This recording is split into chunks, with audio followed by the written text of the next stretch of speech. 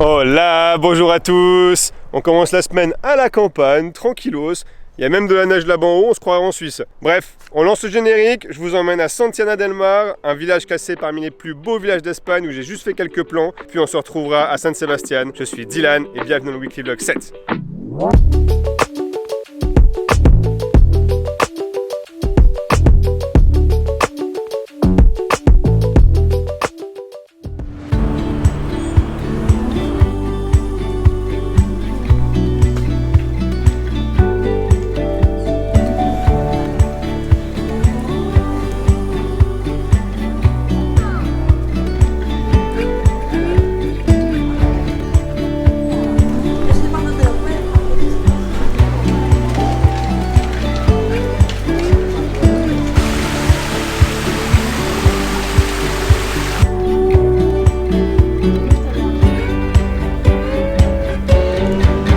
J'espère que les plans de Santillana del Mar vous ont plu, pas pour rien qu'il est classé parmi les plus beaux villages d'Espagne. Et ça y est, on se retrouve à San Sebastián. C'est déjà magnifique là le bord de plage. Mais allez, je vous remets la musique et on visite la ville.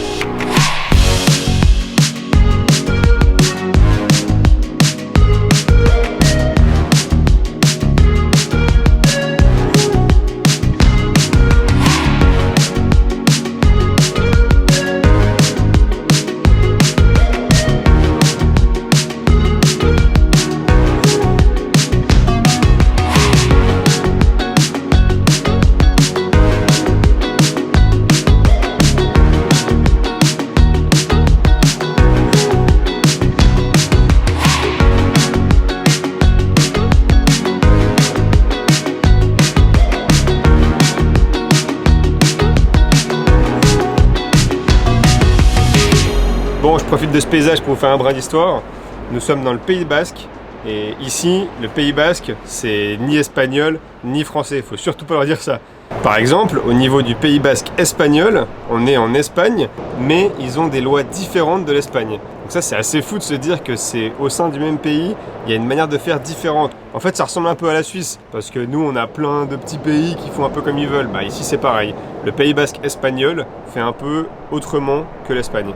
La langue aussi, la langue est tellement différente. Si vous ne connaissez pas, googlez un peu la langue basque parce que l'écriture, elle est très bizarre. Il y a plein de X, de Z. Ils ont, par exemple, le CH n'existe pas, le CH, ça n'existe pas. C'est la liaison de TZ ou T. Enfin bref, ça a l'air d'une complexité incroyable. Côté histoire maintenant, si on parle du Pays Basque et de San Sebastián, ça vient des Vikings. C'est pour ça que la langue est différente. C'est un peu tiré des pays nordiques plutôt. D'ailleurs, ils ont des correspondances de mots avec le finlandais. Mais historiquement, apparemment, ils ne savent pas trop si ça vient de la Finlande, de la Suède, de la Norvège. Mais en tout cas, ils ont des mots qui se ressemblent avec la Finlande.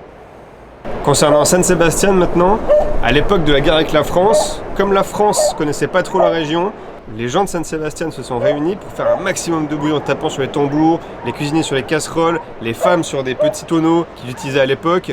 Et tout ça pour faire fuir en fait les Français pour pas qu'ils attaquent la ville. Et c'est resté une tradition en janvier. Tout le monde se réunit sur la place centrale pour faire un maximum de bruit. Et franchement, ça a l'air génial à voir. Lors de cette guerre, les Français ont quand même pu envahir la ville. Ils ont mis à feu une partie de la ville. Et depuis, il y a la tradition du 31 août où en fait la ville est éteinte. Il n'y a plus de lumière. Et ils descendent de la colline avec des torches pour rappeler cette période où la ville était à feu. Ça doit être ouf à voir.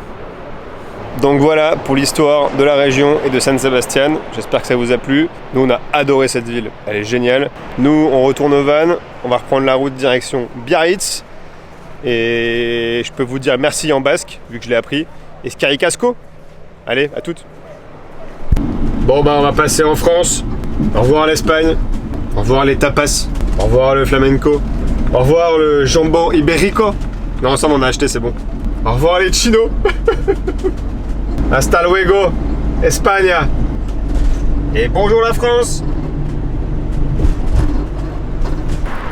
Bah voilà, après avoir passé la frontière de la France, nous sommes à Saint-Jean-de-Luz, un magnifique petit village. Du coup, je vous emmène pour une visite.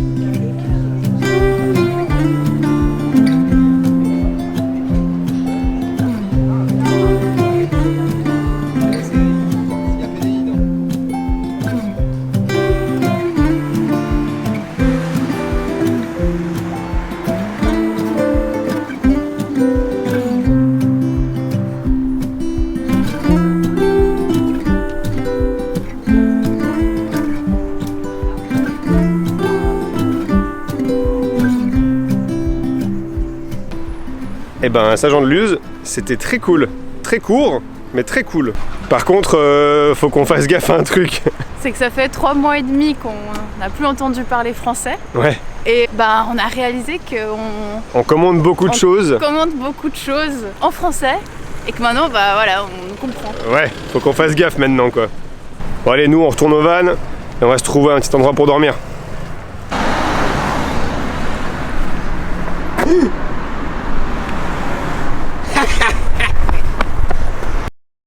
Bonjour. Bon voilà le petit spot où on a dormi. Aujourd'hui on se lève de bonne heure. On s'est fait réveiller par la police donc on décampe. Malgré un arrêté municipal qui autorise le camping-car, la police vient nous déloger donc voilà, on comprend pas trop. Mais bref voilà, on prend pas de risque. On y va, on va aller boire un café et après on va à Biarritz. Let's go.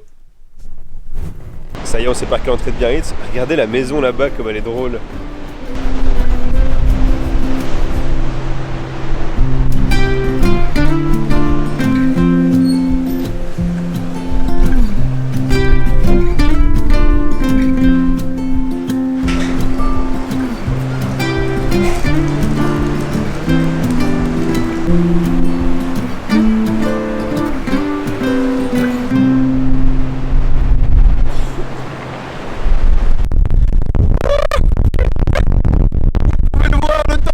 Là, la tempête arrive à Biarritz, la mer est déchaînée, du coup nous on se rabat sur le plan B, c'est l'aquarium et on va vite se mettre à l'abri là parce que... Ouais, c'est trop beau là. On espère qu'après l'aquarium sera meilleur. Oh là là. Bon, je vous nettoie parce que elle a pris cher. Bon bah voilà, on y est, tout beau tout propre. On a l'aquarium de Biarritz. D'ailleurs, dites-moi en commentaire lequel vous préférez entre celui-là et celui de la Corogne. Si vous n'avez pas vu celui de la Corogne, allez voir le vlog 6 qui s'affiche ici. Et nous, on part pour la visite. Let's go!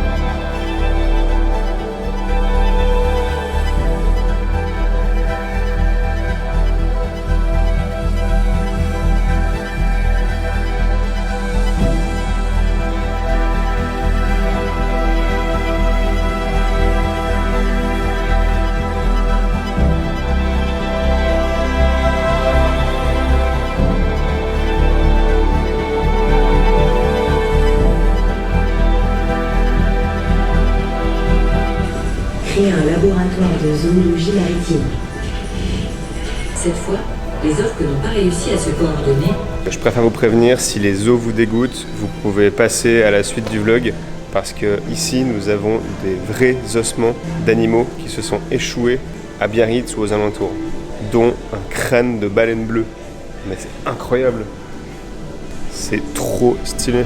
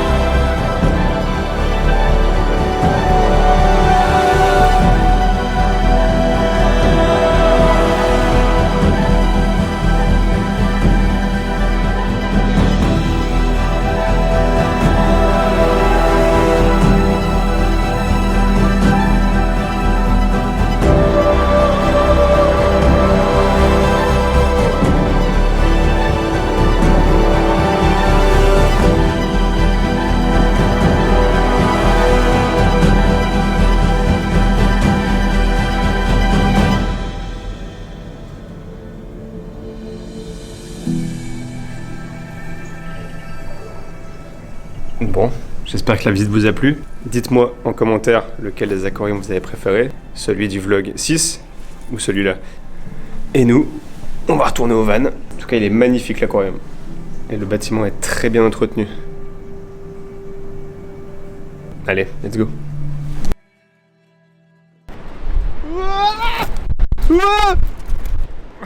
Allez, viens, merde. Van en vue. Vite, Kim. T'as les clés? Oui. Compris cadeau la rentrée là. Ouh. Allez, on s'en va. Hop, je vous ai pas filmé hier quand on est arrivé, mais on a dormi en vitesse à Biscarrosse. Là il est tôt, on repart directement. On fait un arrêt Leroy Merlin, un arrêt pour récupérer les batteries de nos amis. Et après, direction la maison, avec un superbe lever de soleil là. Allez, let's go. Et voilà, où on va passer un petit mois tranquille, passer les fêtes, faire 2-3 modifs sur Donkey, et puis voilà. D'ailleurs, on se ferait pas un petit bilan des 6 semaines de vlog? Allez, let's go. Bon, en fait, je dis bilan vlog, mais on va faire un bilan des premiers mois en van, carrément. Allez, je vous pose là. Bon, on a noté quelques points sur le téléphone. Du coup, on va vous faire un bilan des premiers mois en van, et après, moi, je vous parlerai d'un bilan personnel au niveau du vlog. Si on commence par les pays, c'est vrai qu'on a trouvé le sud de l'Espagne vite sale et vite glauque.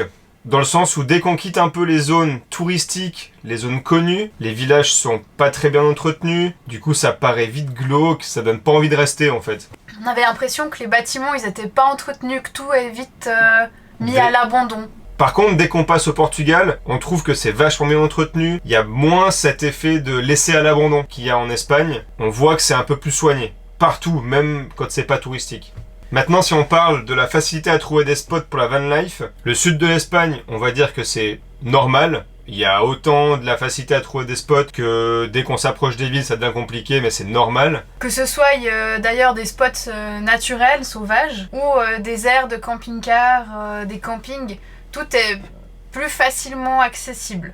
Par contre, quand on passe au sud du Portugal, en Algarve, là c'est mort. Il n'y a plus que quelques aires officielles. La plupart du temps, il faut prendre camping ou aire payante. Et là, ça devient très compliqué pour le sauvage. Tout est interdit. L'Algarve, il faut savoir qu'ils n'ont pas seulement interdit les parkings, ils ont carrément interdit les rues au camping-car. Il y a des panneaux interdiction de circuler au camping-car. Donc c'est très compliqué d'aller en Algarve en camping-car.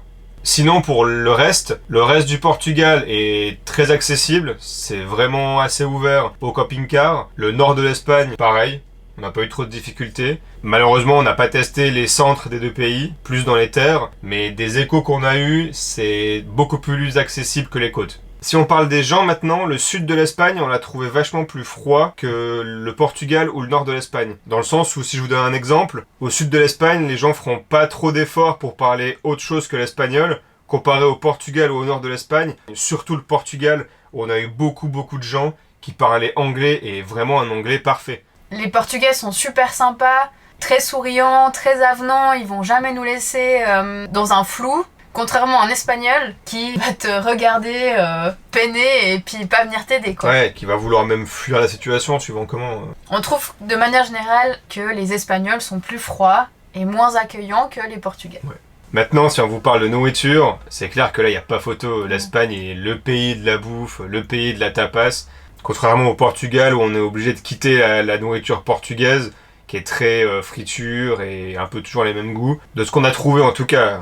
Nous, c'est pas une nourriture qui nous convient toujours. On mangeait rarement dans un restaurant portugais. On cherchait plus l'italien, l'américain ou quelque chose comme ça que la nourriture typiquement portugaise. Même si les pastels de nata sont super bons, on n'est pas friand de la nourriture portugaise. Ouais. Ça, on va pas revenir pour ça en tout cas. Non.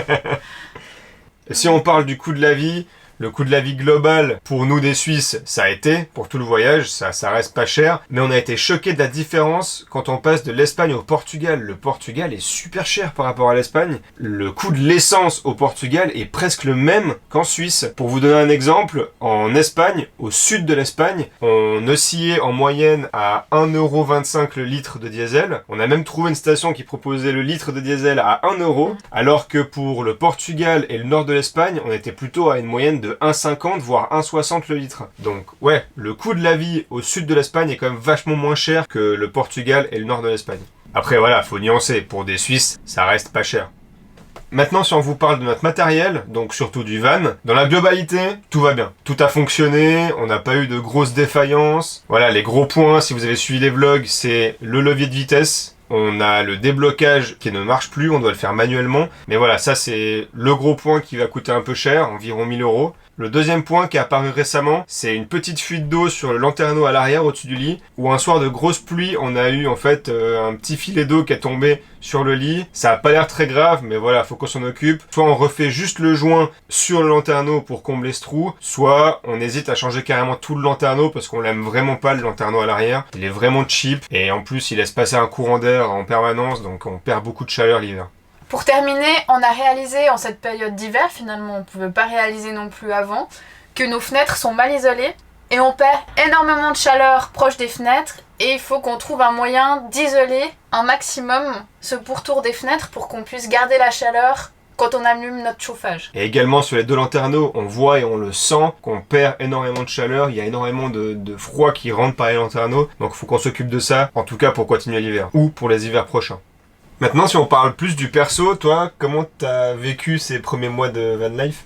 Moi, j'ai beaucoup aimé. J'avais jamais vécu cette vie de van lifer avant. J'ai beaucoup aimé de pouvoir prendre le temps. On a le temps de se réveiller le matin, de déjeuner, de se poser la question où est-ce qu'on va, de visiter. On a encore nos soirées. Et en fait, quand on vit pour nous, les journées sont longues. On a le temps de faire plein de choses en une journée. Même si oui, ça prend du temps de trouver des endroits sûrs pour passer une nuit, d'y aller, etc. Mais franchement, c'est pas un poids ou quoi que ce soit dans ma journée. Ouais, même si ces derniers temps, certains d'entre vous le savent, on trouve qu'on a été un peu vite. On était attendu à certains endroits, après il y avait les fêtes de Noël où on voulait absolument être ici chez ma mère. Donc on a vraiment un peu trop speedé ces dernières semaines. Et voilà, ça on aimerait changer un peu, aller beaucoup plus lentement, rester quand même quelques jours sur des spots, chose qu'on n'a pas beaucoup fait jusqu'à maintenant. Mais si on met ça de côté, c'est clair que c'est génial. On vit un truc de fou, on voit du pays et ça n'a pas de prix.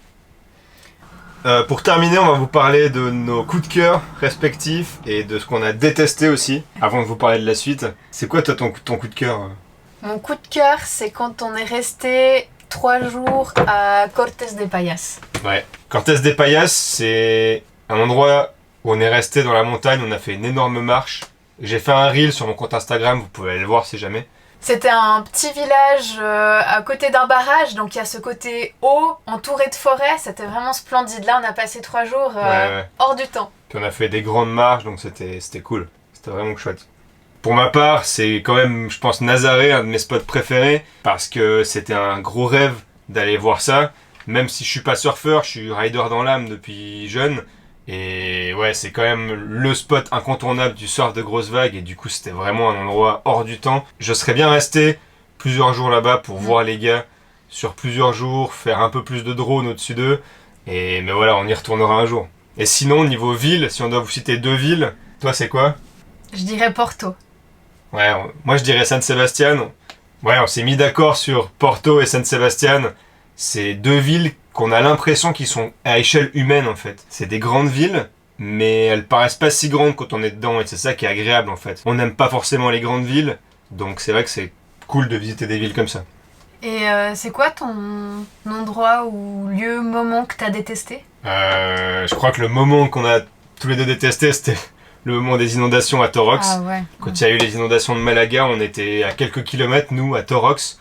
C'est vrai qu'on était très stressés. On a reçu une alerte sur l'iPhone qui disait qu'il y avait un danger pour la vie humaine carrément. Donc ouais, ça fait trop stresser. Même si nous, on n'a vraiment rien eu, à part une grosse pluie, on a vraiment beaucoup stressé. Et toi, si c'est pas ce moment, un lieu plutôt ? Je pense que ça sera Portimao. au Portugal, dans le sud de Portugal. Je pense qu'il y a eu plusieurs facteurs. C'est le premier étant qu'on est resté que dans la ville. Apparemment, c'est aussi les alentours qui sont plus beaux. Et en saison d'hiver, on a vu le bord de plage qui est vraiment très beau, mais sinon, c'est tout en fait. Il y a que ça, il y a que le bord de plage qui est génial. C'est un énorme bord de plage avec plein de bars. C'est clair qu'en été, ça doit être super. Mais le reste de Portimao, c'est des grands buildings et c'est moche. Et voilà. Ouais, ça nous a pas parlé. Ouais. Comme elle dit, je pense que les alentours de Portimao sont peut-être plus sympas que Portimao même. Et pour la suite du voyage, on n'a pas vraiment planifié, mais pour les 3 prochains mois, en gros, ça va être sud de la France. On hésitait carrément à retourner sur le nord de l'Espagne, vu qu'on a été super vite, on a zappé des trucs qui étaient importants pour nous. Donc voilà, vu qu'on a du temps, on hésitait à retourner au nord de l'Espagne carrément. Donc on va voir. Mais ça va être cette zone, autour de la zone pyrénéenne, France, Espagne, par là. Voilà. Et maintenant, si je vous parle purement de moi et du vlog, ce que j'ai ressenti déjà au niveau du rythme de une vidéo par semaine, c'est quand même beaucoup de boulot. Faut savoir que je mets environ 8 heures de montage par vlog. Pour un vlog, c'est énorme. Un vlog, normalement, c'est censé être rapide et vite uploadé sur YouTube. Voilà, moi, j'aime bien y ajouter du drone, de la GoPro, pour embellir tout ça. Je trouve que c'est plus intéressant qu'un vlog pur. À voir si je veux encore ajouter d'autres incrustations. Il faut juste que je trouve le moyen de le faire facilement et rapidement pour pas que ça me prenne plus de temps, c'est tout. Maintenant, je suis pas fermé à l'idée d'essayer une fois le daily vlog, donc un vlog chaque jour. C'est énormément de boulot, c'est beaucoup de rigueur, mais j'aimerais bien essayer ça un jour, sur une semaine ou 2 ou un mois, à voir, juste pour voir ce que ça fait, ça doit être sympa. Globalement, t'aimes bien faire ces vlogs quand même ? Oui. Globalement, je suis très content de ce que je fais. Je suis content aussi du retour de tout le monde. J'espère juste pas passer à côté des moments parce que je veux filmer, mais je pense que j'arrive plutôt à faire la part des choses pour l'instant. Voilà. J'espère juste pas trop me surcharger, c'est tout. Et c'est quoi la suite pour les vidéos maintenant ? Bah là, une petite pause de vlog. Il y a les fêtes, on est chez ma mère, donc j'aimerais bien profiter un peu du temps ici. Je reprendrai les vlogs quand on repartira sur la route. Et sinon, peut-être d'autres vidéos d'ici là, mais je m'engage à rien. On verra ce qu'on fait, et puis voilà. Bon, c'est terminé pour ce bilan. Nous, on retourne au coin de la cheminée. On vous souhaite de bonnes fêtes de fin d'année. Prenez soin de vous. Et on se voit l'année prochaine. Ciao!